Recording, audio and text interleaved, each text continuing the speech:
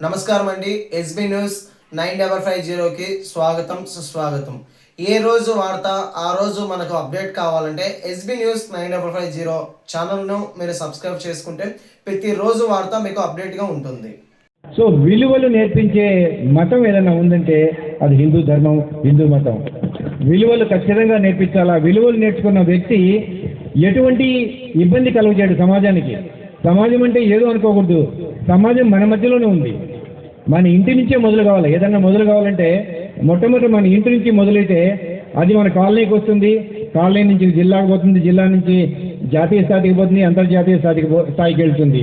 కాబట్టి ఇంట్లోనే మనము మన పిల్లల్ని ఒక క్రమశిక్షణగా పెంచామంటే సమాజం బాగుపడుతుంది అని ఈ సందర్భంగా నేను తెలియజేస్తున్నాను. ఇంకొకటి ఐక్యత. సో సార్ చెప్పారు, ఇప్పుడు ఐక్యంగా ఉండాలని. ప్రతి ఒక్కరు కూడా మనకెందుకులే, ఏదైనా జరిగిందనుకోండి సంఘటన, మనకెందుకులే అని వెళ్ళకూడదు. సో ఆ సంఘటన ఖచ్చితంగా అందరూ కలిసికట్టుగా పనిచేయాలి. సో ఐక్యమత్యమే బలం అంటాం. బలవంతుడు నాకేమన పలువురితో నిగ్రహించి పలుకుటమేలా, బలవంతమైన సర్పము చలిచీమల చేత చెక్కి చావడి సుమతి అని సుమతి శతకంలో పద్యం ఉంది. ఆ పద్యాన్ని పిల్లలకు నేర్పించాలా. విలువలు సుమతి శతకం, వేమన శతకం, ఆ పద్యాలని చాలామంది పిల్లలు ఈ రోజుల్లో కాన్వెంట్లకు పోతున్నారు.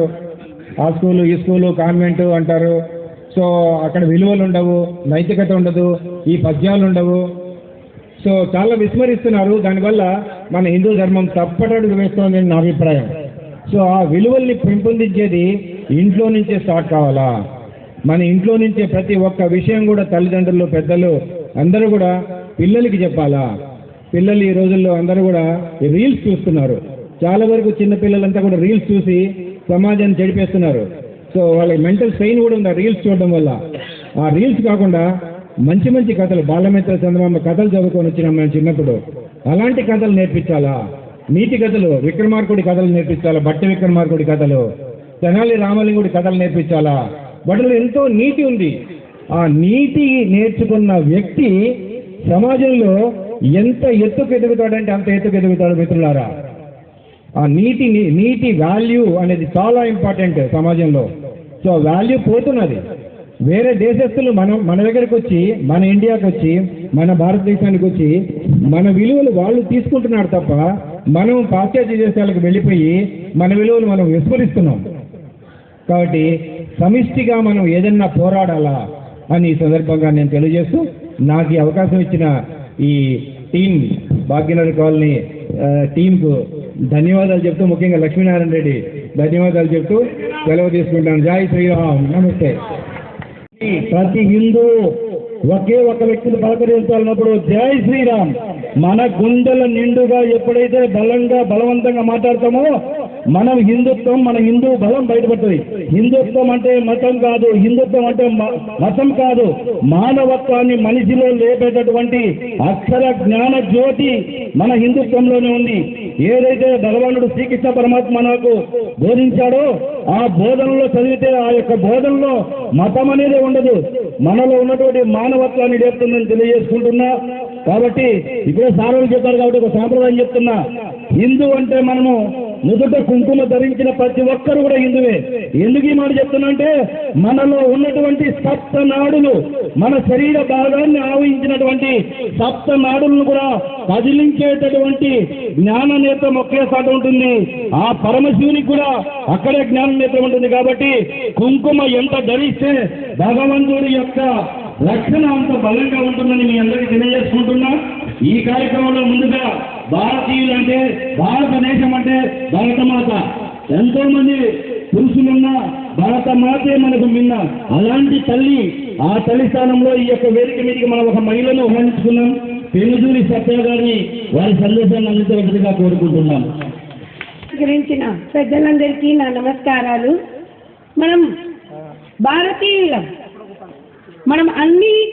మన భారతదేశంలో అన్ని ఆచారాలు, వ్యవహారాలు అన్నీ మనము పాటిస్తున్నాం. కానీ మన పిల్లలకు మాత్రము ఏం చెప్తున్నాం? గుడ్ మార్నింగ్ అని చెప్పండి అంటున్నాం. తల్లిదండ్రులమైనటి మనమే శుభోదయం అని నేర్పించడం లేదు, తల్లిదండ్రులకు నమస్కారం చేయండి అని కూడా చెప్పడం లేదు. ఇలాంటి అలవాటు మనము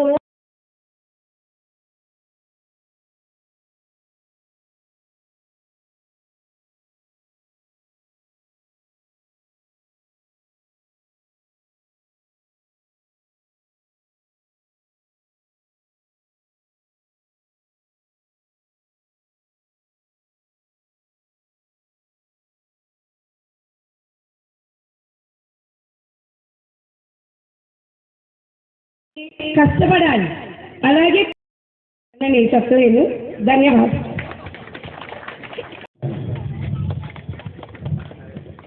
ప్రపంచంలో గుర్తెరిగినటువంటి దాదాపు 215 నుంచి 225 దేశాలు ఉంటాయి. 4200 మతాలు ఉన్నాయి. 6500 భాషలు ఉన్నాయి. 750 కోట్ల మంది జనం ఉన్నారు. ఇంతమంది ఉన్నా 225 దేశాలు, ఏ దేశం ఆ దేశ ప్రజల గురించి మాత్రమే ఆలోచిస్తుంది. ప్రతి దేశం ఆ దేశం యొక్క బాగోగుల గురించి మాత్రమే ఆలోచన చేస్తుంది. ఈ 730 కోట్ల జనాభాలో 225 దేశాలలో తన దేశం గురించే కాకుండా ప్రపంచంలోని ప్రతి మనిషి మానవాళి అభ్యుదయం కోసం ఆలోచన చేసే ఆంధ్రప్రదేశ్ రాష్ట్రంలో కడప నగరంలో భాగ్యనగరి కాలనీలో జన్మించిన మనమంతా అదృష్టవంతులంగా భావించాలి. ఆధ్యాత్మిక అడ్డ కడప జిల్లా గడ్డ. చాలా అద్భుతమైనటువంటి విషయాలను వీళ్ళంతా చెప్పిన తర్వాత చెప్పడానికి విషయాలు లేవు, చెప్పడానికి ప్రయత్నం చేస్తా. మామూలుగా అయితే నేను గట్టిగా మాట్లాడేవాడిని. బయట హార్ట్ సర్జరీ చేయడం వల్ల డాక్టర్ మందలించాడు, నువ్వు ఉపన్యాసాలు పోవచ్చని. ఉదయం కూడా రామకృష్ణ నగర్లో చేసిన మళ్ళీ ఇప్పుడు చెప్తున్నా. నేను ఉపన్యాసాలు చెప్పకపోతే బ్రతికుంటానే గ్యారెంటీ ఏం లేదు కదా. బ్రతికుండే లోపల 4 మాటలు చెప్తే ఒక్కరైనా మారితే చాలు, దేశంలో తెలుసుకుంటే సంతోషం నా తప్పన అంతే. మన దేశంలో ఈ పరిస్థితి రావడానికి ఇందాక చాలా చక్కగా చెప్పారు. 1863వ సంవత్సరం జూలై నెల 20వ తారీఖున బ్రిటన్ పార్లమెంటులో ఒక వ్యక్తి సమావేశంలో మాట్లాడినాడు. అతనే మెకాలే. మనము ప్రపంచంలో ఎన్నో దేశాలను జయించినట్లుగా భారతదేశాన్ని జయించాలంటే అంత సులభం కాదు. వాళ్ళ దేశంలో ధర్మం చాలా బలంగా ఉంది. ఎవరి పని వాడు చక్కగా చేస్తున్నాడు. బ్రాహ్మణుడు కానీ, వైశ్యుడు కానీ, శూద్రుడు కానీ, క్షత్రియుడు కానీ. ఆ దేశాన్ని ఆక్రమించాలి అంటే యుద్ధం చేసి మనం కాదు కదా, ప్రపంచమంతా పోయినా కూడా జయించలేదు. మరి వాళ్ళని జయించి బానిసలు చేయాలంటే ఏం చేయాలంటే మొదట వాళ్ళని వాళ్ళ ధర్మం నుంచి దూరం చేయాలి అని ప్రణాళిక రచించి ఆ దౌర్భాగ్యం చేసిన ఫలితంగా వేసినటువంటి దౌర్భాగ్య పరిస్థితితోనే కొన్ని సంవత్సరాల పాటు బానిస దాస కుంకలాలు ఆ తల్లి అనుభవించింది. తర్వాత దేశ నాయకులు ఎంతోమంది తమ ప్రాణాలను గడ్డి పోత కంటే అధ్వానంగా వదిలేస్తే తిరిగి స్వేచ్ఛావాయులు తీసుకుని ఇక్కడంతా మనం ప్రశాంతంగా మాట్లాడుకోగలుగుతున్నాం. జై శ్రీరామ్. ఇంకొక విషయం, కార్ల్ ఎడ్వర్డ్ సాగన్ అనేటువంటి వ్యక్తి మన దేశీయుడు కాదు, విదేశీయుడు. ప్రపంచంలో 28 దేశాల చరిత్రను అధ్యయనం చేసినాడు ఆయన. యూరోపియన్ దేశాలకు వేలాది సంవత్సరాల చరిత్ర ఉంది. మాయా సంస్కృతికి లక్షలాది సంవత్సరాల చరిత్ర ఉంది. ఒక్క భారతదేశంలో ఉండే సనాతన ధర్మానికి కోట్లాది సంవత్సరాల చరిత్ర ఉంది. రికార్డుగా రాసినటువంటి చరిత్ర ఇది. ప్రపంచమంతా పలక బలపము తీసుకొని చదువుకోవడానికి పాఠశాలకు వెళ్ళిన నాడు అద్భుతమైనటువంటి గ్రంథాలు రచించిన దేశం ఉన్న భారతదేశం. మనమంతసేపు చరిత్రను అమెరికా కళ్ళద్దాలతో, రష్యా భావనలతో, చైనా సంస్కృతితో ఇలా చదివితే కాదు. ప్రపంచమంతా కూడా మేధా సంపత్తికి నిలయం భారతదేశం, భారతదేశం, భారతదేశం. ప్రపంచమంతా ఇక్కడికి వచ్చి విద్యను అభ్యసించిపోయినటువంటి వాళ్ళే. ఎలా చెప్పగలుగుతారంటే ఒక చిన్న ఉదాహరణ నేను చెప్తాను. ఇది కల్పితం కాదు, వాస్తవం. బ్రిటిష్ రికార్డులో హౌస్ ఆఫ్ కామర్స్లో రికార్డ్ అయినటువంటి విషయం. వన్ రాబర్ట్ అనేటువంటి ఒక వ్యక్తి మైసూర్ మహారాజ్ టిప్పు సుల్తాన్ మీద యుద్ధానికి పోతే 3 సార్లు యుద్ధం చేసినాడని అతని కోపం వచ్చి ఆంగ్లేయుల ప్రతినిధి రాబర్ట్ అతను ముక్కు కోసేసినాడు. ముక్కు కోసేస్తే అతను బయలుదేరి వచ్చేస్తున్నాడు. ఇలా బయలుదేరి వస్తుంటే మన భాగ్యనగర్ కాలనీ పరిసర ప్రాంతాలు ఇక్కడికే నేను చెప్తున్నా. బయలుదేరి వస్తుంటే కుండలు కాచేటువంటి కుమ్మరి కనపడినాడు ఆ రాబర్ట్. ఏమయ్యా నీ ముక్కు ఇలా అయింది అని అడిగినాడు. నా జారి కింద పడినాలే భాగ్యనగర్ కాలనీ ఎంట్రన్స్ దగ్గర. కింద పడితే తెగిపోయిన కట్టినకు కాదు ఇది, ముఖ్య తక్కువ వేసినాడు అంతమాట కనుక్కోలేనా అన్నాడు. మన భాష నాకు కాటినా సూర్పనక లక్ష్మణుడు కోసినాడు. మరి కనుక్కున్నవయ్యా నిజమే నన్ను ఇట్లా ఆ రాజు యుద్ధానికి పోయినందుకు కోసేసినాడు అన్నాడు. మరి ఇట్లా నీ దేశానికి వెళ్తావా అన్నాడు. నీ వెళ్ళకి ఏం చేయమంటావు? నువ్వు సరేనంటే నేను నీ ముక్కు రిపేర్ చేస్తాను అన్నాడు. కుండలు కాసేటువంటి వాడు కుమ్మరి. అది ఇట్లా ముక్కుని చేస్తావా అన్నాడు. చేస్తాను అన్నాడు. సరే చెయ్యాలి. ఈ కుమ్మరైన ఒక చర్మం తీసుకొచ్చి ఆ తోలును ముక్కు మీద పెట్టి 2 రంధ్రాలు ఏర్పాటు చేసి కుట్టేసినాడు. కుట్టేసిన తర్వాత బాగైంది. నీకు ఒక విషయం చెప్తాడు మిస్టర్ రాబర్ట్ ఏంటండి అన్నాడు. నేనైతే నీ ముక్కును కుట్టాను వచ్చిన భాషలో నా తెలివితేటలతో, కానీ చాలా బాగా కుట్టారయ్యా నువ్వు అని అభినందించాడు రాబర్ట్. లేదు, మా దేశంలో ఒక తెగవాళ్ళు ఉన్నారు, అద్భుతమైన మేధా సంపత్తి కలిగిన వాళ్ళు గనక ఇట్లా ముక్కు కనుక కుట్టింటే అసలు నిజమైన ముక్క ఇది మళ్ళీ కల్పించినటువంటి కల్పిత ముక్క అని కనుక్కోలేనంత మేధాసనంగా కుట్టగలిగిన వాళ్ళు నా దేశంలో ఉన్నారు. వాళ్ళు ఎవరో తెలుసా? నెహర్ జాతి అన్నారు. నెహర్ అంటే ఎవరో తెలుసా? ఈ రోజు మనం దళితులు అని చెప్పుకుంటున్నటువంటి మాదిగ వాళ్ళకు చరిత్ర కలిగిన దేశం నా భారతదేశం. అంత అద్భుతమైనటువంటి సైంటిస్టులు ఆ రోజుల్లో ఉన్నారు, వాళ్ళు అంత పెద్ద డాక్టర్లు ఉన్నారు. ఇదే విషయం రాబర్ట్ బ్రిటన్ పార్లమెంట్లో పోయి నా ముక్కు ఉనింది, కోయబడింది, తిరిగి అతికించబడింది చూడండి అని అక్కడ రికార్డ్ అయ్యాడు. మన ప్రపంచంలో ఎక్కడో అమెరికా, ఎక్కడో లండన్ ఇవన్నీ ఎందుకండి అని కూడా ప్రశ్నించవచ్చు. మన కడప జిల్లా, మన కడప పక్కనే కలెక్టరేట్ ఉంది. ఈ కలెక్టరేట్లో 1806 సంవత్సరంలో థామస్ మన్రో అనేటువంటి ఆయన కలెక్టర్గా ఉన్నాడు. ఆయన ఏం మాట్లాడాడంటే, ఏదైనా సభ్యత, సంస్కృతి, సంస్కారము అనేటువంటి విషయం అమ్మేటువంటి వస్తువే కనుకైతే అది భారతదేశంలో తప్ప ప్రపంచంలో ఏ దేశంలో కూడా దొరకదని థామస్ మన్రో ఉన్నటువంటి రికార్డ్ బ్రిటిష్ గెజెట్ రికార్డులో మనం చూడొచ్చు. 2012 సంవత్సరం నవంబర్ నెల 12వ తారీఖున బ్రిటన్ పార్లమెంటు ప్రధానమంత్రి డేవిడ్ కామెరూన్ మాట్లాడుతూ ఏమన్నాడంటే, ఏ దేశాన్నైనా ఎవరైనా చక్కగా పరిపాలించాడు అన్నా, పరిపాలిస్తున్నాడు అన్నా, పరిపాలించాలి అన్నా ఖచ్చితంగా అతను రామాయణం చదివిన వాడై ఉంటాడు, రామాయణం చదివితే పని చేయగలుగుతాడు అన్నాడు. ఇది కూడా రికార్డుల్లో ఉంది. రామాయణాన్ని మనం ఏదనుకుంటాం, కానీ త్రేతాయుగం పోయింది, ద్వాపరయుగం పోయింది, కలియుగంలో వచ్చినా కూడా ఈనాటికి ఎందుకు రామనామ స్మరణ చేస్తున్నామంటే అది అద్భుతమైనటువంటి సందేశం. శ్రీరామచంద్రుడు కేవలం భారతదేశాన్నే పరిపాలించాడు అంటే అంతకంటే మూర్ఖమైనటువంటి విషయం లేనే లేదు. అద్భుతంగా లోతుగా అధ్యయనం చేస్తే చాలా విషయాలు తెలుస్తాయి. ఇండియా, ఇది చాలా అద్భుతంగా విష్ణు పురాణం చెప్పినారు. వాస్తవం, హిందూ దియా 2 సంస్కృత పదాల కలయిక నా ఇండియా. ఇది ఈనాటిది కాదు, ఆంగ్లేయులు పెట్టింది కాదు. దౌర్భాగ్యులు వాళ్ళు మన దేశానికి పేరు పెట్టడానికి, వాళ్ళకు బట్టలు కట్టుకోవడం తెలియని రోజులని చేనేత వస్త్రాలు, బొమ్మలమైన రంగురంగు దుస్తులు ధరించి తయారు చేసినటువంటి దేశం నా భారతదేశం. విమానం ఎవరు కనిపెట్టారా అంటే చదువుకున్నటువంటి బిడ్డ, నా మేనకోడలు ఎవరిని అడిగినా కూడా రైట్ సోదరులని అంటారు. మీరు కాదు, వాళ్ళు కాదు, ప్రిన్సిపల్ గారు కూడా అదే మాట అలా అదంటేనే మార్కులు వేస్తారు, లేకపోతే ఫెయిల్ చేస్తారు. నిజమా కాదా? రైట్ సోదరులు కనిపెట్టింది ఎప్పుడంటే 1903 సంవత్సరంలో కనిపెట్టారు విమానం. వాళ్ళకంటే 5 సంవత్సరాల ముందుగా 1898 సంవత్సరంలో పూనానగరంలో శివకాల బాపూజీ తలపడే విమానాన్ని ఎగరవేసినాడు. కాగానంటే కనుక్కోండి, అడగండి, తెలుసుకోండి. ఇది సత్యం. మన భారతీయుడు ఎగరేసినాడు మొట్టమొదటి విమానం. ప్రపంచంలో మొట్టమొదటి డాక్టర్, పవర్ఫుల్ సర్జికల్ క్యాటాక్ట్ చేసినటువంటి సుశ్రుతుడు కానీ, ఆచార్య నాగార్జునుడు కానీ, అసలు బ్రహ్మాండమైన చరక సంహిత ప్రపంచానికి మేధస్సును అందించినటువంటి చరిత్ర కలిగినటువంటి దేశం మన భారతదేశం. ఇంకొక గొప్ప విషయం కూడా మీకు చెప్తాను. భారతదేశంలో భారతీయులు గౌరవించడం, భాగ్యనగర్లో భాగ్యనగర వాసిని గౌరవించుకోవడం పెద్ద గొప్ప ఏం కాదు, స్థానికులం కాబట్టి గౌరవించుకుంటాం. 2వ ప్రపంచ యుద్ధం జరుగుతుంది. హిట్లర్ బాంబులు తయారు చేయాలని చెప్పి బాంబులు తయారు చేసినాడు. బాంబులు తయారు చేసింది వేరే దేశాల మీద వేయాలని. తయారు చేసిన బాంబులు వేరే దేశం మీద వేసే లోపల ఏ దేశంలోనే అక్కడే తయారు చేసిన పేలిపోతున్నాయి. అప్పుడు సెనెట్ మీటింగ్ పెట్టినాడు, మన పార్లమెంట్ మీటింగ్, మంత్రివర్గం పెట్టినట్లు. ఇలా బాంబులు తయారు చేసినట్టు పేలిపోతున్నాయి. పేలకుండా ఉండాలంటే ఏం చేయాలా సార్? వేదాలు బాగా చదివిన వాళ్ళైతే కనుక కనుక్కుంటారంటాడు. మీరు ఒప్పుకుంటారా? వేదాలకు బాంబులకు ఏమన్నా సంబంధం ఉందా? మీరు ఒప్పుకుంటారా? మనకు వచ్చిన కర్మే అది. మనం మఠం వేసుకొని కూర్చుంటే తెలుస్తుంది దాంట్లో. కాన్వాద మహర్షి రాసినటువంటి వైజ్ఞానిక సర్వస్వంలో విమానం ఎలా తయారు చేయాలి, విమానం తోక ఎలా ఉండాలి, ఎంత మందం ఉండాలి, ఎంత ఉష్ణోగ్రత ఉండాలి, ఎలా రెక్కలు ఉండాలి, అన్ని అద్భుతంగా రాసి ఉన్నటువంటి మహానుభావుడు రాసి ఉన్నాడు యంత్ర విజ్ఞాన సర్వస్వంలో. వాస్తవం, కస్తూరి రంగనటువంటి వాడే దాన్ని అభినందించాడు. సరే, అది వేరే విషయం. ఇక్కడ హిట్లర్ అప్పుడు ఏం చేసినట్టే, వేదాలు చదివిన వాళ్ళైతే బాంబులను బాగా నిలవగలుగుతాడా? వేదాలు చదివిన వాళ్ళు ఈ పక్క వీధిలో ఉన్నారేమో చూడండి, ఈ వీధిలో లేదు, ఈ వీధిలో ఉండాలా, ఇక్కడ లేదు, కొన్ని ఇక్కడ ఉండాలి, ఇక్కడ లేదు, ఎక్కడ ఉండాలి, భారతదేశంలో దొరుకుతారు. సరే, భారతదేశానికి పంపించిన అక్కడి నుంచి సిపాయిలు. భారతదేశంలో ఎక్కడున్నాడు?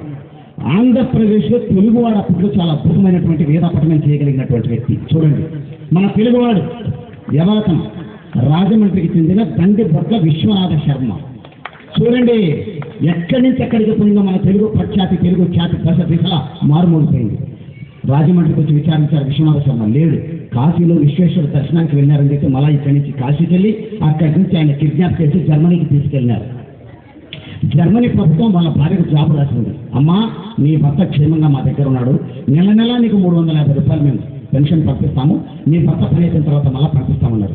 ఈ విశ్వనాథ శర్మను బాంబు జర్మనీకి తీసుకొస్తే బాంబులు ఎలా నిల్వ చేయాలంటే ఇంత ఉష్ణోగ్రత ఉండాలి, ప్రతిరోజు అనుష్ఠానం చేయడం, పూజా పునస్కారాలు చేయడం, వేదపారాయణం చేయడం అన్ని చేసి చెప్పి ఇలా చేస్తే పేలిపోతుంది, ఇంత టెంపరేచర్ ఉండాలి ఆయన నిర్మితగా నియమించి పెడితే ఆ బాంబులు నిల్వ చేసుకుని ఆయన యుద్ధంలో పేరు ప్రఖ్యాతులు సాధించుకున్నందుకు గుర్తుగా జర్మన్ పార్లమెంటు భవనంలో దండిపట్ల విశ్వనాథ శర్మ నిలువెత్తి చిత్రపటాన్ని పొందిన ఖ్యాతి కలిగిన నేల నా భారతదేశం, నా భారతదేశం, నా ఆంధ్రదేశం, నా ఆంధ్రదేశం అని గర్వంగా చెప్పుకోవాలి. మేధా సంపత్తిలో తెలుగు వాళ్లకు కానీ భారతీయులకు కానీ ఎక్కడా కొరత లేదు. మన సంస్కృతి గొప్పది, మన పరంపర గొప్పది, మన గురు పరంపర గొప్పది. ప్రపంచంలో ఎన్నో, నేను ఇందాక చెప్పాను కదా, ఇన్ని మతాలు ఉన్నాయని చెప్పినాను. ఒక మనిషి మతి నుంచి పుట్టినటువంటిది మతం. మనది మతం కాదు, మనది ధర్మం. బాగా వినండి, ఎందుకంటే అంతా చదువుకున్నటువంటి వాళ్ళు ఇక్కడ. అందుకు నేను ఆచితూచి మాట్లాడుతున్నాను. రాముడు పాలు త్రాగెను, అందరికీ తెలిసినటువంటి వాక్యమే ఇది. ఇదే వాక్యాన్ని ఇంగ్లీష్లోకి ట్రాన్స్లేట్ చేయండి అంటే రామా డ్రింక్స్ మిల్క్ అంతే మనం రాసేది. అదే హిందీలో చెప్పమంటే రామ్ దూత్ పియా అంటాం, బాగుంది. అదే రాముడు ధర్మము పాటించను అనే పదాన్ని చెప్తారు. దాన్ని ఇంగ్లీష్లో చెప్పండి అంటే రామా ఫాలోడ్ ధర్మ అంటారు. అదే హిందీలో చెప్పండి అంటే రామా ధర్మ పాలన కియా అంటారు. అంతే కదా. ఇక్కడ విషయం మీరు అర్థం చేసుకోవాల్సిన విషయం ఏంటంటే పాలించను పాలన కియా ఫాలోడ్ చెప్తున్నారు. రాముడు నామవాచకం కాబట్టి తెలుగు చెప్తున్నారు. ధర్మాన్ని పదాన్ని ఇంగ్లీష్లో ధర్మాన్ని అంటున్నారు, హిందీలో ధర్మాన్ని అంటున్నారు, తెలుగులో ధర్మ అంటున్నారు. బాగా ఆలోచన చేయండి. ధర్మానికి దానికి సమానమైనటువంటి సమతుల్యమైన అర్థం ప్రపంచంలో ఎవ్వడు కూడా చెప్పలేడు. ధర్మం అనేటువంటిది నా భారతదేశంలోనే పుట్టింది, నా భారతదేశమే దానికి నిర్వచనం ఇవ్వగలుగుతుంది. ధర్మం అంటే తెలిసింది వీళ్ళకే తప్ప ప్రపంచంలో ఎవరికి తెలియని రోజులు అందించింది. కాబట్టి ధర్మం అంటే ధర్మం అనే చెప్పాలా. అందుకు మూలమైనటువంటి దేశం నా భారతదేశం. మన గురు పరంపర కూడా చాలా గొప్పది అర్థం చేసుకోండి. ఎవరైనా పోతే ఎవరు కేవలం భాగ్యనగర మాత్రం కాదు. చతుర్ముఖ బ్రహ్మ సంతానలో మానస పుత్రులైనటువంటి వాళ్ళలో ఒకరు వశిష్ఠ మహర్షి, ఆయన కుమారుడు శక్తి మహర్షి, ఆయన కుమారుడు పరాశర మహర్షి, ఆయన కుమారుడు వేదవ్యాసుడు, ఆయన కుమారుడు శుభబ్రహ్మ. ఆయన పెళ్లి చేసుకోకుండా చిన్నప్పుడే భాగవతాన్ని ప్రచారం చేసినటువంటి ఆ మహానుభావుని యొక్క బ్రహ్మ శిష్యుడు అనంగ శిష్యుడు గౌడపాదాచార్యుల వారు, ఆయన శిష్యుడు గోవింద భగవత్పాదాచార్యుల వారు. ఆ గోవింద భగవత్పాదాచార్యుల యొక్క శిష్యులే జగద్గురు కలియుగానికి ఆది గురువు అయినటువంటి శంకరాచార్యుల వారి యొక్క పరంపర కలిగినటువంటి గురు పరంపర మనది. శంకరాచార్య వారు తూర్పున గోవర్ధనగిరిలో జగన్నాథ పీఠం పెట్టారు, పడమర ద్వారకాలో కాళికా పీఠం పెట్టారు, ఉత్తరాన పదిలో జ్యోతికా పీఠం పెట్టారు, దక్షిణాన శృంగగిరిలో శారదా పీఠం పెట్టి ఆ పీఠాల పరంపరలో వస్తున్నటువంటి గురు పరంపర నాది శక్తివంతమైన పరంపరని ఘనంగా చెప్పుకోవచ్చు. మనం తెలుసుకోవాలా. ఈ రోజు మనము ఒక వినాయక చవితి చేస్తున్నాం, ఒక వైకుంఠ ఏకాదశి చేస్తున్నాం, దీపావళి చేస్తున్నాం, దసరా చేస్తున్నాం. ఇలా నైమిత్తిక తిరులన్నీ అందించేటువంటి మహనీయుడు మహానుభావుడు జగద్గురు శంకరాచార్యుల వారు అనే విషయాన్ని ప్రతి ఒక్కరూ తెలుసుకోవాలి. ఆయన లేనాడు మనం లేదు. జగద్గురు శంకరాచార్య పుట్టినప్పుడు మన దేశ పరిస్థితి ఎలా ఉందంటే 73 వేట కుక్కలు, ఒక ఆడ కుందేలు.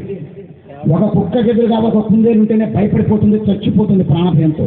అట్లాంటి 73 వేట కుక్కల మధ్య ఒక కుందేలు ఉంటే వాటిని చూడగానే చచ్చిపోతుంది. శంకరాచార్యులు వారు పుట్టినప్పుడు కూడా మన భారతదేశ పరిస్థితి అలాగే ఉంది. ఆ రోజుల్లో దేశంలో శైవం ఉంది, వైష్ణవం ఉంది, జైనం ఉంది, శార్వాకం ఉంది, శాక్యం ఉంది, గణాపత్యం ఉంది, కౌమారం ఉంది. ఇలా చెప్పుకుంటే ఇలా 73 మతాలు ఉన్నాయి. ప్రతి ఒక్కరు వేదానికి అనుకూలంగా నడిచే వాళ్ళు అంటారు. కానీ అవైదికంగా ఎవరికి నచ్చింది ఆమె నచ్చింది ఆమె స్టేటస్, ఈయనకు నచ్చింది ఈయన స్టేటస్, ఈయనకు నచ్చిన భావన ఏంది, ఈయనకు నచ్చింది ఎవరికి నచ్చింది వాళ్ళు చేసినటువంటి భావనలు బ్రతికినటువంటి వాళ్ళ కలిగిన పరంపర నా భారతదేశం ఆ రోజుల్లో. అప్పుడు శంకరాచార్యుల వారు 73 మతాల వాళ్ళతో, 73 ధర్మాల వాళ్ళతో, వాళ్ళ పెద్దలతో అందరితో వాదించి ఓడించి తన బాధ్యతతో అందరితో ఉన్నది ఒక్కడే దేవుడని నిరూపించి కాశ్మీర్లో ఉన్నటువంటి సర్వజ్ఞ మతపీఠాన్ని అధిరోహించిన దక్షిణ భారతదేశానికి చెందిన ఏకైక వ్యక్తి జగద్గురు శంకరాచార్యుల వారు. ఆయన తప్ప ఎవరు కూర్చోలేదు. అంత శక్తివంతమైన పీఠం. ఇంకొకటి మీకు మన దేశ చరిత్ర, మన మేధా సంపత్తి, మన భారతదేశ గొప్పతనం చెప్పాలంటే ఇంకొక విషయం కూడా గుర్తొస్తున్నది. ఒక ఆయన భక్తియార్ ఖిల్జీ చదువుకున్నటువంటి చరిత్ర కనుక చదివింటే తెలుస్తారు చాలా మంది ఈ సైన్స్ టెక్నాలజీ సాఫ్ట్వేర్ అంటారు. భక్తియార్ ఖిల్జీ దేశానికి ఈశాన్య భారతదేశంలో బ్రహ్మాండమైన చక్రవర్తి అయినాడు, రాజ్యాన్ని బాగా పరిపాలిస్తున్నాడు. ఆయనకు ఉన్నటువంటి రోగం వచ్చింది. రోగం వస్తే ఆస్థానంలో ఉన్నటువంటి వైద్యులను పిలిచినాడు. ఆయన మహమ్మదీయుడు కాబట్టి ముస్లిమ్స్ డాక్టర్లను వచ్చి చూసినారు, ఎవరిని ఇంటి కాలేదు. హుజూర్, నేను ఈ రోగం బాగా చేయలేమని అందరు చేతులు ఎత్తేసినారు. రాజు కదా కాపాడాలని తప్ప, నిన్ను కాపాడాలంటే తక్షశిలా విశ్వవిద్యాలయంలో ఆయుర్వేద డాక్టర్ అయినటువంటి సుబ్రహ్మణ్య స్వామి కనుకైతే చెయ్యగలగచ్చు అన్నారు. చీ చీ చీ చీ, నేను పుట్టు పెట్టుకునే సాంప్రదాయం కలిగిన వ్యక్తి దగ్గర ట్రీట్మెంట్ తీసుకోను అని తిరస్కరించాడు భక్తియార్ ఖిల్జీ. అహంకారం కొంతకాలం నడుస్తుంది, మెల్లమెల్లంగా ఆయన ఆరోగ్యం క్షీణించింది. భక్తియార్ ఖిల్జీ భయపడిపోయి పిలిచి అతన్ని పిలుచుకొని రాబోయే ఏదో చూస్తామని చెప్పినాడు. ఆఖరికి ఆ తక్షశిల విశ్వవిద్యాలయం నుంచి వచ్చినాడు. వచ్చి ఆయన ఏం చేసినాడంటే చూసినాడు రాజు, నేను నీ దగ్గర ట్రీట్మెంట్ తీసుకుంటా, నన్ను నువ్వు బాగు చేయాలా, బాగు చేయలేకపోతే నీకు సురక్షణ మీద తల తెగ్గొట్టేస్తా అన్నాడు రాజు. అలాగే హుజూర్ అన్నాడు. అయితే ఇంకో కండిషన్, నువ్వు ఇచ్చే ట్యాబ్లెట్ ఏది వేసుకోను, నువ్వు ఇచ్చే సిరప్ ఏది తాగను, టానిక్, నువ్వు ఇచ్చే ఆయింట్మెంట్ కూడా పుచ్చుకోను, కానీ నా రోగం మాత్రం తగ్గాలి.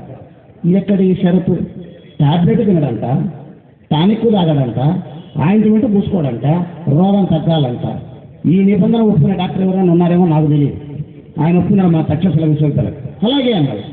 ఆశ్చర్యపోయినారు అందరూ సభ్యులంతా, ఇదేలా తిరిగి వెళ్ళినాడు. కొద్ది రోజుల తర్వాత తిరుక్కొని వచ్చేసి ఆయనకు ఒక పుస్తకం ఇచ్చినాడు. మీరు ప్రతిరోజు ఈ పుస్తకం చదవండి అన్నాడు. ఆయన పూర్తిగా కరగగట్టినటువంటి ఇస్లాం భావాలు, మహమ్మదీ భావాలు కలిగిన వ్యక్తి.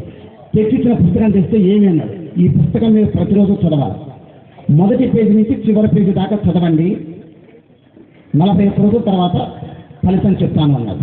40 రోజులు 14 రోజుల్లో గుర్తులేదు నాకు క్లియర్గా. ఆయన తెరిచి చూస్తే ఖురాన్ పుస్తకం.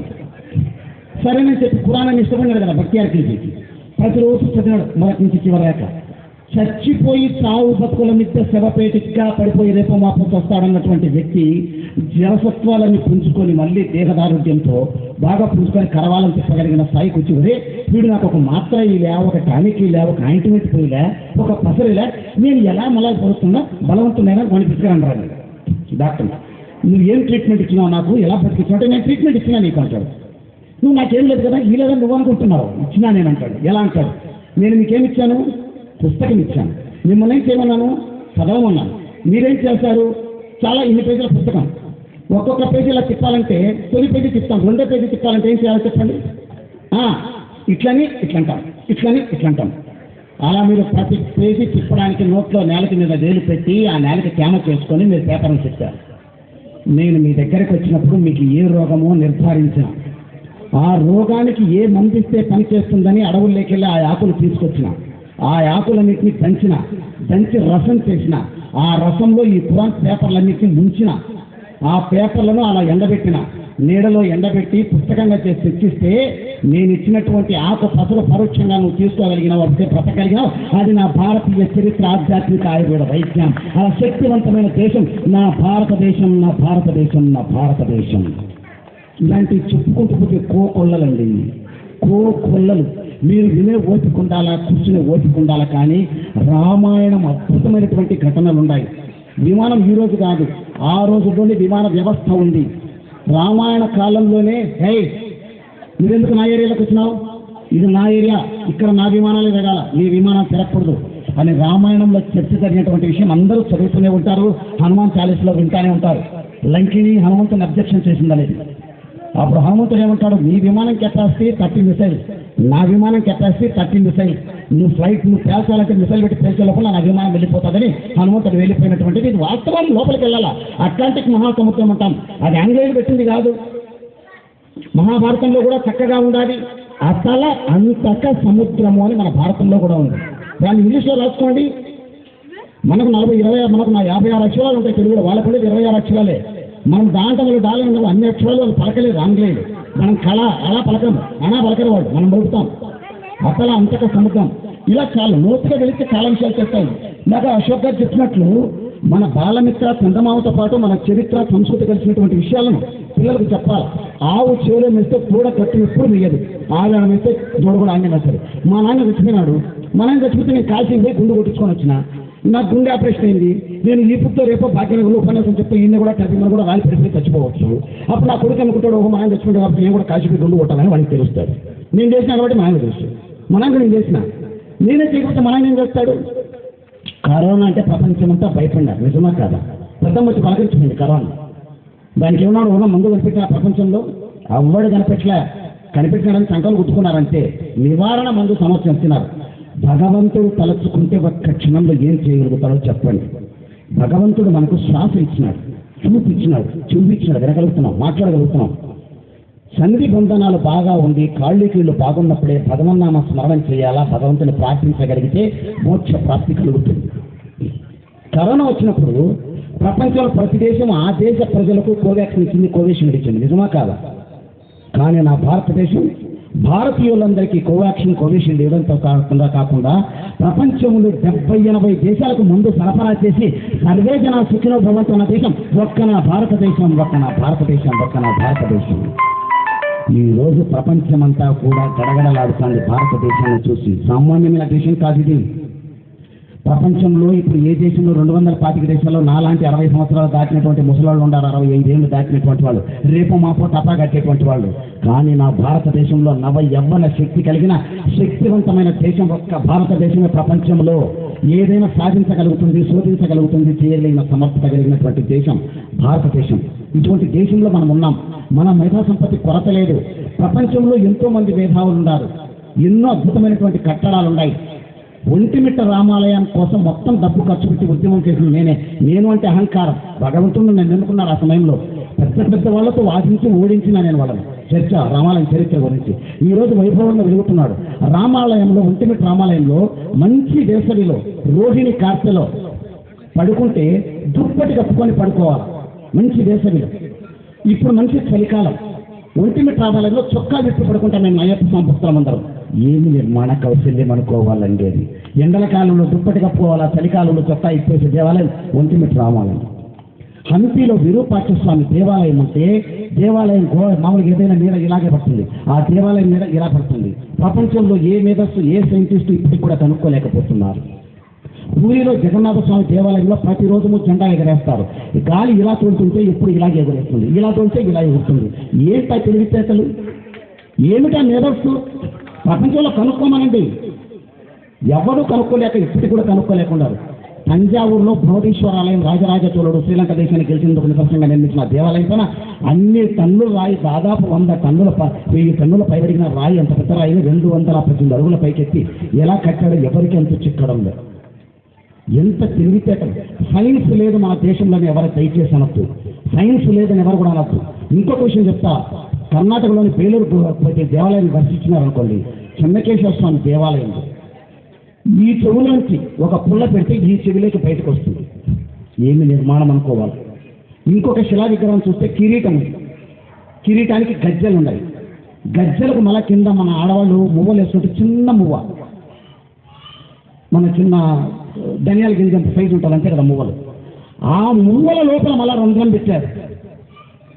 ఆ మువ్వల లోపల కూడా బొక్క పెట్టాడు. సూది కానీ సాది కానీ ఏదైనా దారం కానీ కూర్చోవచ్చు. మీరు ఇంటెలిజెన్స్గా ఆలోచించేసింది అంత చిన్న మువ్వను చెక్కడం గొప్పతనం కాదు, ప్రపంచానికి అంతు చిక్కడం లేదు. అంత చిన్న మువ్వను ఏ రాతితో మలిచినాడు. ఎట్లాంటి సూర్యుని ఎన్నుకోవాలా, ఎంత మెటలర్జీ ఉండాలి. మన సూర్యుతో కొడితే రాయి ఏమైనా అవుతుందా? మళ్ళీ ఆ రాయి లోపల మళ్ళీ రంధ్రం పెట్టాడంటే ఏం పనిముట్టు వాడి ఉండాలి, ఎంత ఇంటెలిజెన్స్ ఉండాలి మన దేశంలో చెప్పండి. మనం వాడడంలే, మన పిల్లలకు చెప్పండి, మన సంస్కృతి నేర్పండి, ఈ విషయాలు చెప్పండి. ఏదో పోయినాడు వచ్చినాడు అనేటువంటిది కాదు జీవితం. మన దేశంలో యొక్క గొప్పతనం, ఒక ఆడ తల్లి, మహాతల్లి, ఒక మాతృమూర్తి, ఒక ఆడ మనిషి గురించి చెప్తే మనమంతా సిగ్గుపడాలి. మన దేశంలో ఒక తల్లి 100 రూపాయల నోటు చూసిన వాళ్ళు చేయొచ్చండి. అమ్మలు 100 రూపాయల నోటు చూడలేదు మీరు ఎవరే కానీ. 100 రూపాయల నోటు చూసింటే చేయొచ్చండి, అదొక మహానుభావుడు ఆయన ఇచ్చినాడు. మీరు ఎక్కడ సార్ 100 రూపాయల నోటు చూసింటే చూడయ్యా, మరీ కన్యాయంగా 100 రూపాయల నోటు చూడలేదంటే భగవంతుని దగ్గరగా ఉన్నాం తెలుసండి. చేయనప్పుడు 100 రూపాయల నోటు వెనకాల ఒక బొమ్మ ఉంటుంది చూసారా? ఎవరు మన యూనివర్సిటీలో అడిగితే పార్లమెంట్ భవనం అన్నారు. ఇంకో చోట పోయి ఒక చోట మాట్లాడితే అసెంబ్లీ అన్నారు. కాదు, అది ఒక బావి. 100 రూపాయల నోటు వెనకాల ఉండేది ఒక బావి. ఆ బావిని ఒక ఆడ మనిషి నిర్మించిందమ్మా. 1050 సంవత్సరాల వెనకాల గుజరాత్ రాష్ట్రానికి చెందిన సోలంకి వంశంలోని భీమావన్ భార్య ఉదయమతి ఆ తల్లి నిర్మించిన బావి. ఏ భాగ్యనగర్లో బావులు లేవా? కడపలో బావులు లేవా? ఆంధ్రప్రదేశ్లో బావులు లేవా? ఇండియాలో ఎన్ని బావులు లేవా? ఆ బావులే పెట్టుకున్నారు. ఇప్పుడు ఇక్కడ ఒక భవనం ఇంత అద్భుతంగా ఒక బిల్డింగ్ కట్టారు అంటే ఆ బిల్డింగ్ కట్టాలంటే భూమి లోపల నుంచి ఇటుక తెచ్చుకుంటూ పైకి రావాలి, అంతేనా కాదా? కానీ ఉదయమతి అలా కట్టలే. భూమికి లోపల తవ్వి ఒక బిల్డింగ్ నిర్మించింది బావిని. ఆ కట్టినటువంటి బిల్డింగ్ కింద మట్టి తీసి మళ్ళీ కింద కట్టింది లోపలికి తీసి. అర్థమవుతుందా? కట్టిన బిల్డింగ్ కింద ఇంకొక బిల్డింగ్ కింద కడతామంటే ఇంకొక ఫ్లోర్ అవుతుందా? ముందు తీస్తాను ఏమైపోతాయి? ఖచ్చితంగా కోల్పోతాయి. ఆ రోజు అట్లా జాకీలు ఉన్నాయా, ప్రొక్లైనర్లు ఉన్నాయా, కిటాచీలు ఉన్నాయా, స్ప్రింగ్లు ఉన్నాయా? 1050 ఏళ్ల కిందట అంత తెలివితేటతో బిల్డింగ్ కట్టిస్తే ఏం మనకు వచ్చిన రోగమేమి? నీ కొడుకుతో నీ కూతురుతో ఆలోచన ఎందుకు జరుగుతుంది? ఆడవాళ్ళు ఉదయం వచ్చుకుంటేదండి మీకు లేదండి. మిమ్మల్ని అంటున్నా కాదు, మగాళ్ళు మనకు కూడా బాధ్యత ఉంది, మనం కూడా చెప్పాలా. నీ కొడుకు ఇంటికి వచ్చాడు కాలేజీ నుంచి, ఏం చదువుకున్నావు, ఏం అర్థమైంది, ప్రిన్సిపల్ ఏం చెప్తున్నాడు, క్లాస్ ఏం జరిగింది, నీకు ఎక్కడ అర్థం కాల, ఎక్కడ ఫెయిల్యూర్ అయినావు, 100కు 100 తెచ్చుకోవడానికి ఏం రోగం వాడికి? నువ్వు తిండి తక్కువ చేసినావా, నీళ్ళు తక్కువ చేసినావా, పాఠం తక్కువైందా, చెప్పడం తక్కువైందా, తరగతి గదులైందా, మళ్ళీ 100 బల్క్ అంత పండి కూడా ఇచ్చి పంపిస్తున్నావు వాడికి. అడగడంలో తప్పు. కొంప నాశనం అయిపోతాడని చేతలతోనే. అమ్మ చేతులు ఒకటి, కొడుకు చేతులు ఒకటి, కూతురు చేతులు ఒకటి, నాయన చేతులు ఒకటి పెట్టుకొని నాశనం అయిపోతున్నారు. భాగ్యనగరం కాళీవాసులు కాదండి. ఎవడైనా ఇంటికి రాత్రి 3 కష్టపడి ఇంటికి వస్తే ఆకలి అయితే టేబుల్ మీద అన్నం ముందు ఫ్రిడ్జ్లో పప్పు పక్కన ఉప్పు చేసుకొని తిని సీరియల్ అయిపోయినాక మనం మాట్లాడుతుంటే సీరియల్ గా చూస్తూ ఉంటుంది. మీరు కాదులేమో చెప్తున్నా. కొంతమంది జీవితాలు నాశనం అయిపోయింది ఇలాగే. ప్రేమలు పంచండి, సాక్షిపాటు కలిసి భోంచేయండి, కలిసి తినండి. ఆ అద్భుతము ఆనందము వేరే. ఇప్పుడు చిన్నప్పుడు ఇప్పుడున్నారు మీరు, నీ కొడుకు పుట్టినాడు, నీ ఒళ్ళో పడుకోబెట్టుకోగలుగుతావు. నీకు నీ కూతురు పుట్టింది, నీ ఒళ్ళో పడుకోబెట్టుకొని చేయగలుగుతావు. చిన్నప్పుడు హాస్టల్స్ తరివేసి పెద్దలకి దగ్గరికి ఏమొస్తాయి? మనం పోల్సింది ఆశ్రమాలకు, వాళ్ళు పోల్సింది హాస్టల్స్కు. ఆ పరిస్థితి ఎక్కడ గుర్తుపెట్టుకోండి. ప్రేమగా ఉండండి, భుజాల మీద చేతులు వేయండి, చిన్న బిడ్డలను ఆప్యాయత పంచండి. ఆ స్పర్శ చచ్చేంత వరకు ఉంటుంది. చిన్నప్పుడు దూరం తీసి పెద్దకి దగ్గర అమ్మంటే ఆడేస్తారు, రాలేరు. ఇది మన సంస్కృతి చెప్పింది. కరోనా రమ్మని నేను దేవుడికి దండం పెట్టుకుంటా, మన జోడికి తీసుకొచ్చినారు కదా నేను నిర్వాహంలో చెప్తారేమో మీరు. తిట్టినా నాకు బాధ. ఎందుకు తెలిసిన? కరోనా వచ్చినప్పుడు అమ్మా నాయన కొడుకు కూతురు కలిసి ఫోన్ చేసినారు, నిజమా కాదా? అమ్మా నాయన కొడుకు కూతురు కలిసి టీవీ చూసినారు, నిజమా కాదా? అమ్మా నాయన కొడుకు కూతురు కలిసి ఇంట్లో చపాతీలు చేసుకున్నారు, వంటింట్లో పడకింట్లో అందరూ కలిసి మెలిసి పనులు చేసుకున్నారు. కాబట్టి అది నిజమైన సంస్కృతి.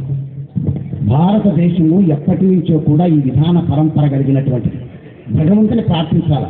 ఒక విచండమైనటువంటి ఒక ప్రొఫెసర్ ఆయన యూనివర్సిటీలో, ఏమయ్యా ఏం చెప్తున్నావు స్వామి నువ్వు? అమెరికా ఏమన్నా పూజలు చేస్తాందా? రష్యా ఏమన్నా యజ్ఞాలు యాగాలు చేస్తాందా? చైనా జపాన్ ఏమన్నా బొట్టు పెట్టుకొని ఎన్ని చేస్తాందా? ఎందుకయ్యా నువ్వు ఇట్లా చెప్పి జనాలు చెడగొట్టేస్తావు? దేవుడికి దండం పెట్టండి, పూజలు చేయండి, బొట్టు పెట్టండి అనేది ఇందాక నిర్వాహకుడు చెప్పిన అద్భుతమైన విషయం. ధర్మం బలపడాలి అంటే యజ్ఞాలు యాగాలు పుట్ట రామకృష్ణ నగర్లో అద్భుతంగా పూజ చేసినారు. అట్లాంటి పూజల వల్ల నిలబడదు.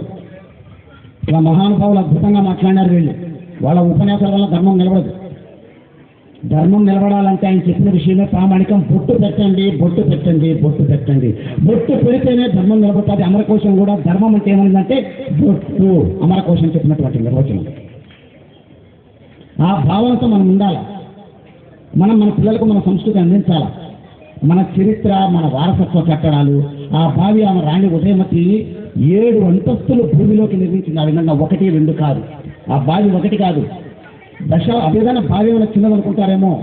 దాదాపు 263 అడుగుల వెడల్పు, 160 అడుగుల పొడవు, అంత లోతు కలిగి తన భర్తకి ఎవరైనా శత్రురాజులు ఏమైనా దాడి చేస్తే తప్పించుకోవాలని ఆ బావి నుంచి 30 అడుగుల సొరంగం కూడా పక్కకు తెచ్చి పెట్టింది ఆ తల్లి.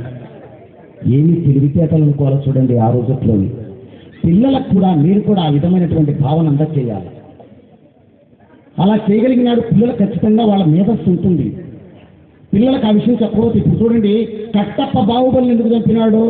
ఆ దర్శకుడు రాజమౌళి కంటే కూడా మన కొడుకు, మన కూతురు, మన మేనల్లుడు బాగా చెప్తారు. కావాలంటే అడిగి చూడండి. ఇది ఆ సినిమా ఇన్ని చోట్ల 100 రోజులు ఆడింది, ఇంత డబ్బు కలెక్షన్ ఎందుకు కూడా చెప్తారు. రామాయణాన్ని రచించిన వాల్మీకి మహర్షి పేరు చెప్పమంటే చెప్పలేరు. మహాభారతాన్ని రచించిన వేదవ్యాసుడి పేరు చెప్పమంటే చెప్పలేరు. మహాభాగవతాన్ని అందించిన పోతనామాత్యుడు ఎక్కడ వాడరా అంటే ఒంటిమిట్ట వాడని కూడా మనం చెప్పలేదు. సర్వులకు అవగతమైనటువంటి భాగవతాన్ని రచించాడు. రామాయణం రచించింది వాల్మీకి మహర్షి అయితే సంస్కృతంలో రాశారు. ఆ రాసిన సంస్కృతాన్ని తెలుగులో మొట్టమొదటిగా యథాతథంగా అనువదించినటువంటి మనవాడు, మన ప్రాంతవాడు, కడప జిల్లా వావిలికొలను సుబ్బారావు గారు. ఈ ప్రాంతం వాడు, ఇక్కడి వాడు. ఆంధ్ర వాల్మీకి అని పిలుపు కూడా పొందినటువంటి వాడు. మరి మన ప్రాంతవాడని ఎంత గర్వపడాలి మనం చెప్పండి. వాల్మీకి మహర్షి సంస్కృతంలో రాస్తే తెలుగులో యాజిటీస్గా రాసినటువంటి వాళ్ళం మన వారసులని ఘనంగా చెప్పండి. మహాభాగవతాన్ని కూడా సంస్కృతంలో వేదవ్యాసుల వారు సంస్కృతంలో రచిస్తే దాన్ని తెలుగులోకి యథాతథంగా అనువదించి చదువు వచ్చిన వాళ్ళు కాదు, చదువు రాని వాళ్ళకు కూడా అర్థమయ్యే విధంగా ఇచ్చిన పోతనమాచుడు కూడా మన ఒంటిమిట్టవాడు అనేటువంటి విషయాన్ని కూడా మనం తెలుసుకోవాలి. కలియుగ ప్రత్యక్ష దైవం ఉన్నటువంటి తిరుమల వెంకటేశ్వర స్వామికి ప్రతిరూపమై తొలి గడపగా ఇక్కడ ఉన్నటువంటి దేవుని గడప వెంకటేశ్వర స్వామి గురించి హిందూ ఐక్యవేదిక కూడా చాలా ప్రతిష్టూ అద్భుతంగా పత్రికా ప్రకటన వస్తుంది. మన ప్రాంతం గొప్పతనం మనం తెలుసుకోవాలి. వెంకటేశ్వర స్వామికి బ్రాండ్ అంబాసిడర్గా 32,000 సంకీర్తనలు అందించినటువంటి పదకవిత స్థానం అన్నమయ్య పుట్టిన నేల మన కడప జిల్లాని ఘనంగా చెప్పుకోవాలి. 1000 సంవత్సరాల చరిత్ర కలిగిన నారద మహర్షికి ప్రతిష్ఠితమైనటువంటి సౌమ్యనాథ స్వామి దేవాలయం బ్రహ్మాండంగా పరిడవిల్లుతున్న ప్రదేశం నందలూరులో ఉందని పరవశించిపోవాలి. తండ్రి చెప్పాడని తల్లిని హఠామని కత్తితో నరికేసి ఆ హత్యావేదం పోగొట్టుకోవడానికి వచ్చి మన రాజంపేట దగ్గర ఉన్న హత్యాలలో చేతులు కడుక్కొని హత్య నివారణ పొందినటువంటి పరశురాముడి ఆలయం కలిగినటువంటి నేల మన కడప జిల్లాని ఘనంగా చెప్పుకోవాలి. రేపేం జరగబోతుందో ఈ రోజే చెప్పి ప్రపంచ మానవాళికంతా తెలియజేసినటువంటి కళల జ్ఞానాన్ని రచించిన పోతులూరు వీరబ్రహ్మేంద్ర స్వాముల వారు పుట్టినటువంటి నేల మన కడప జిల్లాని ఘనంగా చెప్పుకోవాలి. జగద్గురు శంకరాచార్యులతో శ్రీచక్ర మఠం యంత్రం ప్రతిష్ఠించి అద్భుతమైనటువంటి దక్షిణ దిశ వైపుగా ద్వారం కలిగినటువంటి పుష్పగిరి క్షేత్రం మన కడప జిల్లాలో ఉందని మనం కనపడాలి. రామాయణాన్ని తెలుగులో మొట్టమొదటిగా రచించినటువంటి మొల్ల కవయిత్రి పుట్టినటువంటి నేల కూడా కడప జిల్లాని మనం చెప్పాలి. శక్తివంతమైనటువంటి క్షేత్రాలకు జిల్లా ఖిల్లా కడప జిల్లా. ఈ ప్రాంతంలో ఉన్నటువంటి వాళ్ళు మన ధర్మాన్ని కాపాడుతాం, మన సంస్కృతిని కాపాడుతాం. నేను చెప్పమంటే ఎంతసేపైనా చెప్పుకుంటూ పోవచ్చు చాలా విషయాలు. సమయాకూలంగా కొంత మళ్ళా రాత్రి కూడా నిమిషం చాలు కదా, సరే ఎందుకంటే ఉంటాయి కాబట్టి కార్యక్రమాలు నేను ముగిస్తున్నా. సందర్భం ఉన్నప్పుడు ఎప్పుడైనా మన కట్టు, మన పొట్టు, మన సంస్కృతి, మన సాంప్రదాయము మీరు ఇప్పుడు కూడా ఇప్పుడు నిన్న ముక్కోటి ఏకాదశి వచ్చింది. చాలామంది మీరు ప్రసాదం చేసి ఉంటారు కదా తల్లి, మీరు కూడా చేసి ఉంటారు కదా. లేదా రేపు శ్రావణ మాసం వస్తుంది, అందరికీ వాయన వచ్చడానికి పిలుస్తారు. ఈ మాట చెప్పాలని నేను ప్రతి చోట చెప్తుంటాను. ప్రతి ఒక్కరికి ఇటువైపు వంటగది ఉంటుంది. వైకుంఠ ఏకాదశి కదా, ఈ ధనుర్మాసంలో దేవుడి దగ్గరకు వచ్చిన భక్తులకు ప్రసాదం చేసి పెడతామని ప్రసాదం చేసి ఉంటారు కదా. ఈ ప్రసాదాలు చేసినటువంటి వంట పాత్ర తూర్పుకు ఇటువైపుగా కుడి చేతికి అనుకూలంగా ఉండని దించుతారు. అంతే కదమ్మా, అంతేనా కాదా? అవునా కాదా? అందరూ దించారంటే సంతోషం. మీరు కూడా అంతే కదా, ఇటువైపు దించుంటారు. అది ప్రసాదం కాదు, పిండ ప్రధానమై కూర్చుంటుంది. గుర్తుపెట్టుకోండి. పిండ ప్రధానం అంటే ఏంటి? మన పితృదేవతలు చనిపోతే వాళ్ళకి అందించేటువంటిది అవుతుంది. దక్షిణ దిశగా మన పితృదేవతలు ఉంటారు. ఈ ఇంటి కోడలు ఏమన్నా చేసి పెడుతుందా అని నోరు తెరుచుకొని ఉంటారు. నువ్వు భగవంతునికి ప్రసాదం అని చెప్పి ఇటువైపు పాత్ర దించి అది ప్రసాదంగా ముక్కోటి వేటవాడు వైకుంఠ ఏకాదశిలో భక్తులకు పెడితే పాపమా కాదా? తప్పు చేశామా లేదా? వర్షం లేకపోయి నిలబడుకొని మీకు ఇష్టం ఉన్నా లేకపోయినా చచ్చిపోతాం. మరి ప్రసాదం అని చెప్పి పిండ ప్రధానం తెచ్చి పెడితే బాధ కలుగుతుందా లేదా? మరి బాధ పోవాలంటే, తప్పు పోవాలంటే ఇప్పుడు మనసులో అనవసరంగా లేని గెలిపి తెచ్చి పెట్టినాడు కదా ఆయన వచ్చి. అవునా కదా? మనసులో గిలిపి నిజమా కదా తల్లి? ఎక్కడ లేనట్టు గిలి ఉంటుంది, ఉండి తీరాలి, ఉంటేనే వాళ్ళ మార్పు వస్తుంది. మరి ఈ తప్పుని పోగొట్టుకోవాలంటే ఏం చేయాలి? బ్రహ్మదేవుని ప్రార్థిస్తే పోతుంది అనుకుంటే బ్రహ్మదేవుడి దగ్గరికి వెళ్ళినారు. అయ్యా ప్రసాదం అని చెప్పి పిండ ప్రదానం పెట్టినాను, వచ్చినటువంటి ముత్తైదువులకు క్షమించాయంటే నాకంత శక్తి లేదమ్మా అని బ్రహ్మదేవుడి చేతులు ఎత్తేసినాడు. ఇంకెవరి కాడికి పోవాలి? మనం విష్ణుమూర్తి దగ్గరికి పోవాలి. వైకుంఠంలో విష్ణుమూర్తి దగ్గరికి వెళ్ళినారు భూలోకంలోని మహిళలంతా. అయ్యా మేము ప్రసాదం అని చెప్పి వాయన వచ్చేటప్పుడు ఎక్కించినాం స్వామి అంటే, అమ్మా క్షమించండి అమ్మా, నాకు కూడా అంత స్థాయి లేదు, మీ తప్పుల పరిహారం క్షమించలేదు. ఇంకెవరి దిక్కు? పరమశివుడు. ఆయన కానీ ఒక ఎర్రోడు ఉన్నాడు కాబట్టి స్వామి ఏం చెప్పు మా పరిస్థితి అంటే, నాకు కూడా అంత శక్తి లేదు తల్లి క్షమించండి అంటాడు. ఓరే మీరు ముగ్గురుగా బంగారం కానీ మీరు ముగ్గురు కాకపోతే మాకు దిక్కెవరయ్యాని శివుని అడిగితే, మీరు చేసినటువంటి తప్పిదాలకు పరిహారానికి నివారణ చేయగలిగినటువంటి శక్తి భగవంతుడు మీ దగ్గరే ఉన్నాడు, మర్చిపోయి నా దగ్గరకు వచ్చారు. సకల దేవతలకు నిలయం గోమాత, ఆవు కాళ్ళు పట్టుకోండి సకల పాపాలు నివారించబడతాయని చెప్పి అక్కడ భగవంతుడు చెప్తే, అందుకే లక్ష్మీ స్నానము గోవు పుష్పభాగం. ఆవు కాళ్ళు పట్టుకొని నేను తప్పు చేసినాను ప్రసాదం అని చెప్పి వాళ్ళకి ఈ విధంగా ఇచ్చానంటే కనుక మన నుంచి నివారించబడుతుందని శాస్త్రం చెప్తుంది. మన భారతదేశం గురించి, మన సంస్కృతి గురించి, మన ధర్మం గురించి గంటల ఉపన్యాసాలు అవుతుంది. 4 ముక్కలు చెప్పొచ్చు. నా దేశం భారతదేశం, భగవద్గీత, అగ్ని పునీత సీత, సంస్కార గంగా, కరుణాంతరంగా, అంతే నా భారతదేశం. ఈ 4 వాక్యాల పదాలు కనుక తెచ్చుకుంటే మన జీవితం స్మృతిలేక అవుతుంది. భారతదేశంలో ప్రపంచంలో 3 రైతులు ఉన్నారు. 3 రైతులు ద్రాక్ష పంట పండించారు. తొలి రైతు ఆ పంటను ఏం చేశారంటే ఒక వ్యాపారస్తుడికి అమ్మేసి డబ్బు తెచ్చుకున్నారు. అది ప్రకృతి కొన్ని దేశాలలో ఉంది. 2వ రైతు పంట పండించినాడు. అట్లా వ్యాపారస్తుడికి అమ్మితే డబ్బు తక్కువ వస్తుంది, బ్రాంతి విస్కీ తయారు చేసే వాళ్ళకి ఇచ్చేస్తామంటే ఇట్లా వేదికగానే పెద్దలు అట్లా అమ్మతాయి, ఆ సారాయి విస్కీ తాగి పిల్లలు చెడిపోతారంటే ఎవరు చచ్చిపోతే నాకు ఎందుకు సార్, నాకైతే డబ్బులు వస్తాయి కదా అని సారాయి తయారు చేసేటువంటి వారికి ద్రాక్ష పంట వేసినాం. అది వికృతి. అది చాలా దేశాలలో ఉంది. ప్రకృతి కొన్ని దేశాలలో ఉంది, వికృతి చాలా దేశాలలో ఉంది. 3వ రైతు కూడా పంట పండించినాడు. కొన్ని పండ్లు భరతమాత భగవంతుడికి నైవేద్యంగా పెట్టినాడు, కొన్ని కూలీలకు ఇచ్చినాడు, కొన్ని ఇంట్లో మనుషులు తినడానికి పెట్టుకున్నాడు, కొన్ని ఇరుగు పొరుగు అక్క అమ్మ వాళ్ళకి ఇలా ఇచ్చుకున్నాడు. మిగిలిన పంటంతా వ్యాపారస్తుడికి అమ్మి డబ్బు తెచ్చుకున్నాడు. అది సంస్కృతి. ప్రకృతి కొన్ని దేశాలలో ఉంది, వికృతి చాలా దేశాలలో ఉంది. సంస్కృతి ఒకే ఒక్క దేశంలో ఉంది. అది నా భారతదేశం, నా భారతదేశం, నా భారతదేశం. అటువంటి భారతదేశంలో చెందించినటువంటి మనం ఆ ధర్మానికి, ఆ సంస్కృతికి కట్టుబడి మన పిల్లలను సరైన దిశలో నడిపించి భారతదేశ త్రివర్ణ పతాకం అత్యున్నత స్థాయిలో ఎగిరే విధంగా ఆ భగవంతుడు, ఆ శ్రీరామచంద్రుడు మీ అందరికీ ఆరోగ్య ఐశ్వర్యాలు బాగా ఇవ్వాలని, ఎటువంటి రోగాలు జీవితం ఇవ్వాలని ప్రసాదించి కోరుకుంటూ అందరూ ఒక్కసారి భాగ్యనగరం ఉలిక్కి పడే విధంగా ఎంతో వేల కుటుంబాలున్నా భగవంతుని గురించి వినడానికి ఇక్కడికి వచ్చినారంటే ఎంత అదృష్టవంతులు మీరు. ఎన్ని వేల కుటుంబాలు ఉంటాయి. ఇక్కడికి వచ్చారంటే మీకు గొప్పతనం అనుకోవద్దు. మీకు జన్మనిచ్చిన మీ తల్లిదండ్రుల పాద పద్మాలకు నా నమస్కారాలు. అది మీ తల్లిదండ్రుల వాసన బలం మిమ్మల్ని నడిపించింది. దిక్కులు పిక్కటిలే విధంగా ఒక్కసారి జై శ్రీరామ్, జై శ్రీరామ్. ఏంటి భాగ్యనగరం అంటే ఎంత ప్రసిద్ధిగా నూరిపోతుంది ఈ ప్రాంతం అంటే. వినాయక ఇప్పుడు మాత్రం ఈ భాగ్యనగరాన్ని పక్క వాసులు కూడా పులకరించాలా. జై శ్రీరామ్. గురు బ్రహ్మ గురు విష్ణు గురుదేవ మహేశ్వర గురు సాక్షాత్ పరబ్రహ్మ తస్మై.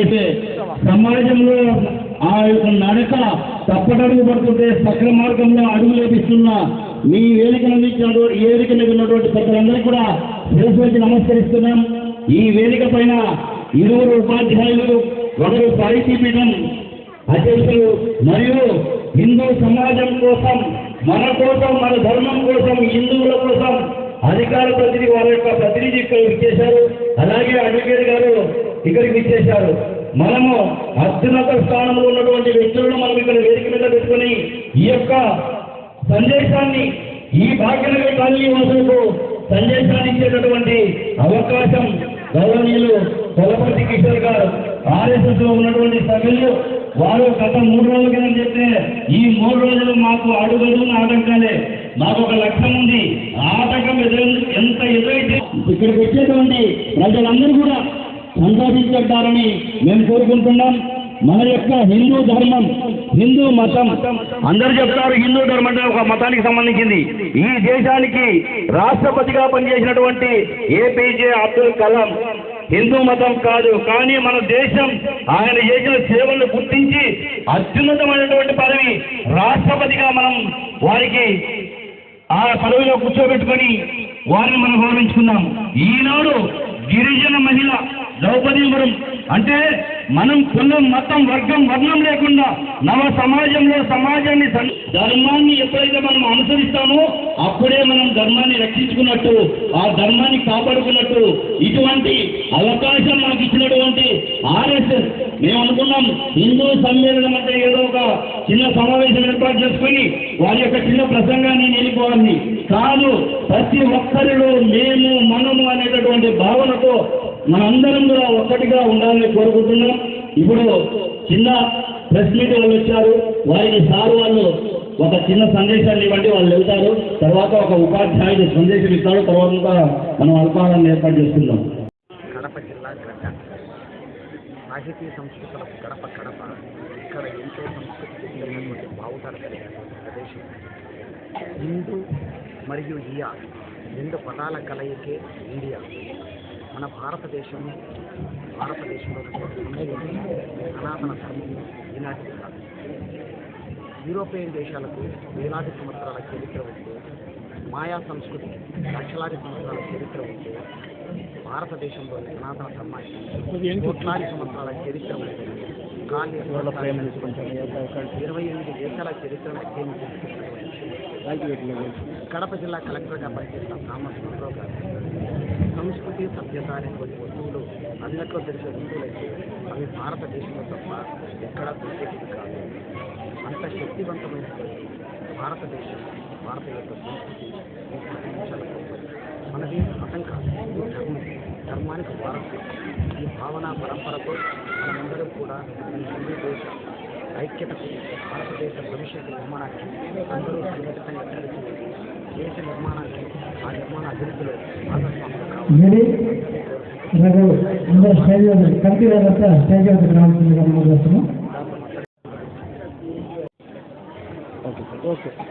భాగ్యనగరంలో ఆర్ఎస్ఎస్ శతాబ్ది ఉత్సవాల సందర్భంగా హిందూ సమ్మేళనం ఏర్పాటు చేసుకుని పెద్దలందరూ చెప్పినట్లు మనకు ఒక గొప్ప సంస్కృతి ఇక్కడ వెలువెత్తింది. హిందూ సంస్కృతి అతి ప్రాచీనమైన సంస్కృతిగా మనం భావించి ఆ సంస్కృతిని రక్షించుకోవడానికి ఆచరణలో మనం ఏం చేయాలి, హిందువులుగా మనమందరము కలిసి పనిచేయాలి. అదేవిధంగా ఆర్ఎస్ఎస్ చెప్తున్నటువంటి పంచ పరివర్తన్, హిందూ సమాజంలో ఉన్నటువంటి 5 దోషాలను తొలగించుకొని సామాజిక సమరసత, గౌరవ విధులు, అదేవిధంగా కుటుంబ విలువలు కాపాడుకుంటూ మనం ముందుకు సాగాలని రాష్ట్రీయ స్వయం సంఘం ఈ సందర్భంగా విజ్ఞప్తి చేస్తోంది. కాబట్టి ఈ సందర్భంగా హిందూ సమాజం కూడా కలిసిమెలిసిగా ఉంటూ మన భారతదేశాన్ని విశ్వగురు స్థానంలో నిలబెట్టడానికి మన హిందూ విలువలను పాటిస్తూ, హిందువులను కాపాడుకుంటూ ముందుకు సాగాలని హిందూ సమాజానికి విజ్ఞప్తి. రామకృష్ణారెడ్డి ఈనాటి కార్యక్రమంలో మనకు అద్భుతమైన సందేశాన్ని ఇచ్చినటువంటి వేదిక మీద ఉన్న పెద్దలు మనం సత్కరించుకుంటున్నాం. ముందుగా మహిళ పెంజూరి సత్య గారిని అసలు వచ్చింది కోరుకుంటున్నాం. మహిళ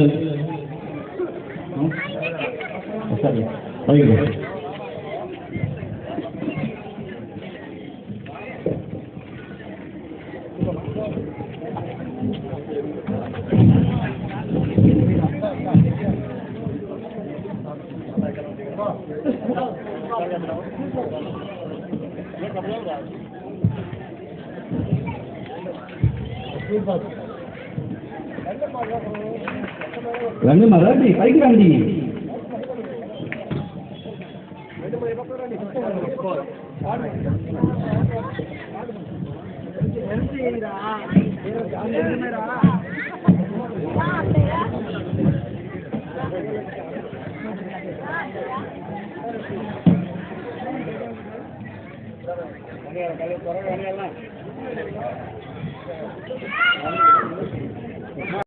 జై శ్రీరామ్. ఇంతసేపు మన కోసం వాళ్ళ గొంతు హించుకొని మన కోసం మన గుండెల్లో వాళ్ళ మనసు హత్తుకునేలా ప్రసంగించారు. మనం వాళ్ళకి సన్మానం చేసేటప్పుడు నాకు జై శ్రీరామ్ అని చెప్పండి. బ్రదర్ రాజా.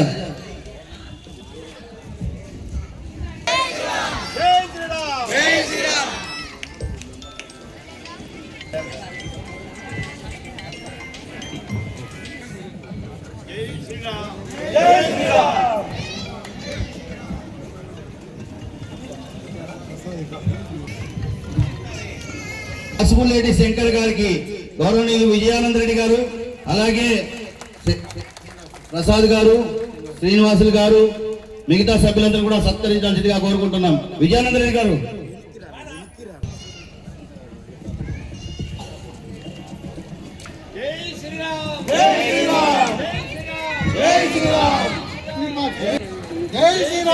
జై శ్రీరామ్. జై శ్రీరామ్.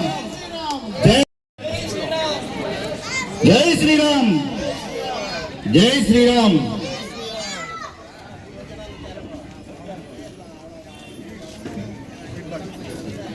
అలాగే వేదిక మీదకి రావాల్సిందిగా కోరుకుంటున్నాం.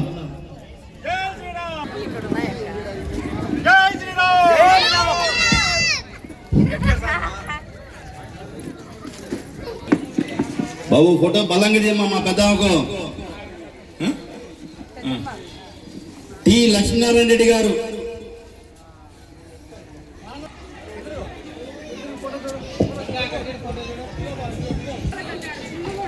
జై శ్రీరామ్.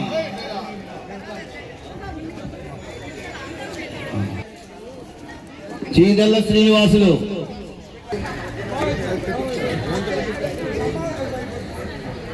జై శ్రీరామ్. జై శ్రీరామ్. వ్యక్తి జై శ్రీరామ్.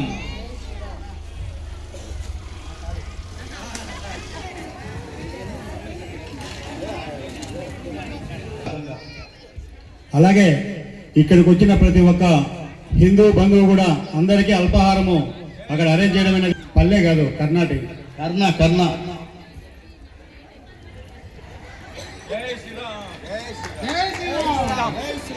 పడుచూరి వెంకటరెడ్డి సుబ్బారెడ్డి. జై శ్రీరామ్. అక్కడ ఏమైనా తక్కువ వచ్చింటే కొంచెం చెప్పండి, తెప్పిస్తాను అక్కడ. జై శ్రీరామ్. Thank you. జరగడానికి ముఖ్య కారకులు కమిటీ సభ్యులు. గత 3 రోజుల నుంచి టైం ఎక్కువ లేదు, అయినా కూడా వారి యొక్క శక్తి వంచన లేకుండా కృషి చేశారు. అలాగే మనకు నిన్న చిన్నచౌకు పోలీస్ స్టేషన్ నుంచి సిఐ గారు, ఎస్ఐ గారు మరియు వారి సిబ్బంది కూడా ఇక్కడికి విచ్చేసి ఈ ప్రాంతంలో మీరు కార్యక్రమాన్ని నిర్వహించుకోండి, మీకు మా పోలీసుల సహకారం అందిస్తారని వారి తరఫున ఒక 4-5 కానిస్టేబుల్ని ఇక్కడ ఏర్పాటు చేసి మన కార్యక్రమం విజయవంతానికి సహకరించారు. వారికి రేపు కమిటీ సభ్యులందరూ కూడా స్టేషన్కి వెళ్ళి సన్మానించుకుందాం కాబట్టి అందరూ పాల్గొనాల్సిందని కోరుకుంటున్నాం. ఈ యొక్క కార్యక్రమాన్ని జయప్రదం చేయడానికి వచ్చిన ప్రతి ఒక్క ప్రజా బంధువులందరికీ కూడా పేరు పేరున ధన్యవాదాలు తెలుపుకుంటున్నాం సార్.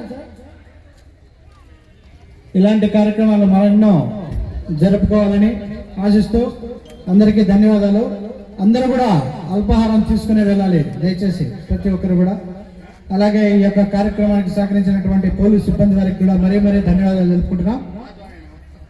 జై శ్రీరామ్. జై శ్రీరామ్. నేడు ఆర్ఎస్ఎస్ రాష్ట్రీయ స్వయం సేవక్ సంస్థ స్థాపించి భారతదేశంలో సనాతన ధర్మాన్ని, హిందూ ధర్మాన్ని, హిందుత్వానికి అండగా నిలబడాలన్న ఉద్దేశంతో 1925లో డాక్టర్ కేశవరావు బలిరామ్ అనేటటువంటి ఒక ఆర్ఎస్ఎస్ కార్యకర్త ఈ యొక్క సంస్థను స్థాపించి హిందూ ధర్మానికి, హిందుత్వానికి, హిందూ మతానికి ధర్మో రక్షితి రక్షితః అన్నటువంటి ఆలోచన స్ఫూర్తితో దేశంలో ఏదైతే సనాతన ధర్మం విస్మరించబడుతుందో ఆ ధర్మాన్ని విస్మరించినప్పుడు మన జాతి, మన మతం, మన కులం, మన ఒక్క హిందువులందరూ కూడా ఇబ్బందుల పాలవుతారని, అనేక కష్టాల పాలవుతారని ధర్మం కోసం ఈ యొక్క సంస్థను స్థాపించి ధర్మాన్ని కాపాడుతూ ఈ యొక్క దేశంలో ఏదైతే ఉన్మాదులు కావచ్చు, ఉగ్రవాదులు కావచ్చు, వారి యొక్క తీవ్రవాద చర్యలకు వ్యతిరేకంగా తమ గుండెలను అంటగా వేసి ప్రతి ఒక్క వ్యక్తిలో ఆర్ఎస్ఎస్ చైతన్యాన్ని నింపి